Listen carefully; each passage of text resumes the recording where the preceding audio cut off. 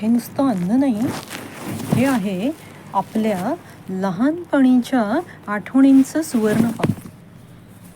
त्या काळात घराघरात तुपाचा वास म्हणजे समाधानाचा श्वास होता. सकाळी स्वयंपाकघरात तो मंद सुवास दरवळायचा. तव्यावर पोळी फुगत होती, आईच्या हातात चमचा आणि त्या पोळीवर ओघळणारं सोन्यासारखं तूप. त्या दृश्यात माया भरलेली असायची. भातावर चमचाभर तूप, वर मीठ. त्या एका घासात सगळी गात्र सुखावून जायची. पुरणपोळी, शिरा, खीर, लाडू, मोदक या सगळ्यांचं खरं सौंदर्य तुपाशिवाय खुलतच नाही.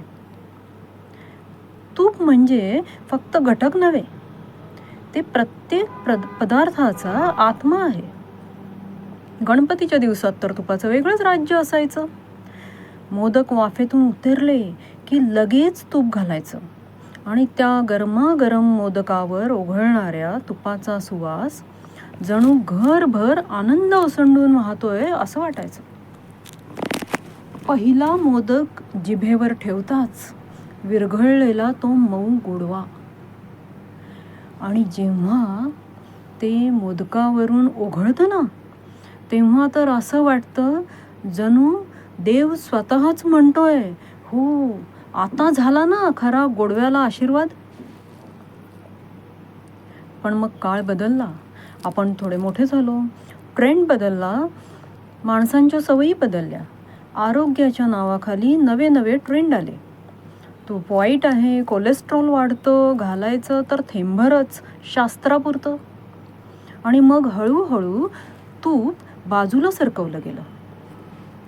पण खरं सांगायचं तर ज्याने आपल्याला वाढवलं, पोषण दिलं, त्यालाच आपण अनहेल्दी म्हणायला लागलो.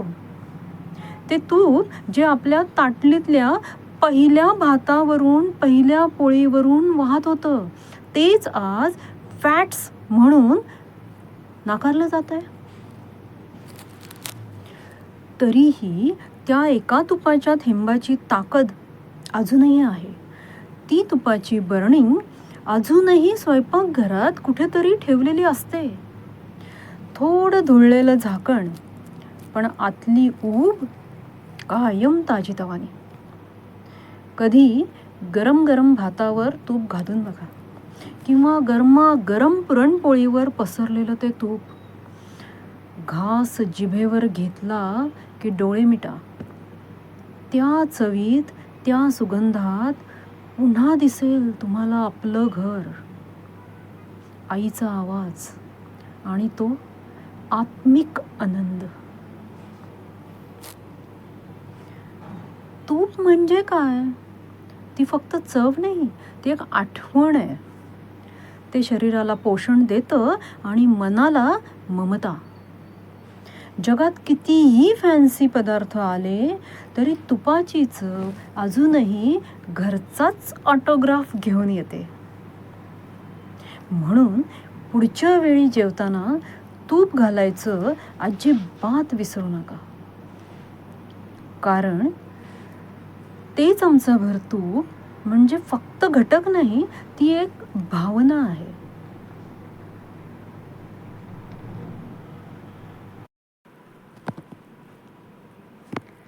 मी शारदा श्रवण, मनातून मनापर्यंत. तुम्हाला ही गोष्ट कशी वाटली हे कमेंट्समध्ये नक्की कळवा. आणि आपलं चॅनल धिनाधिन 10 ला लाईक, शेअर आणि सबस्क्राईब नक्की करा.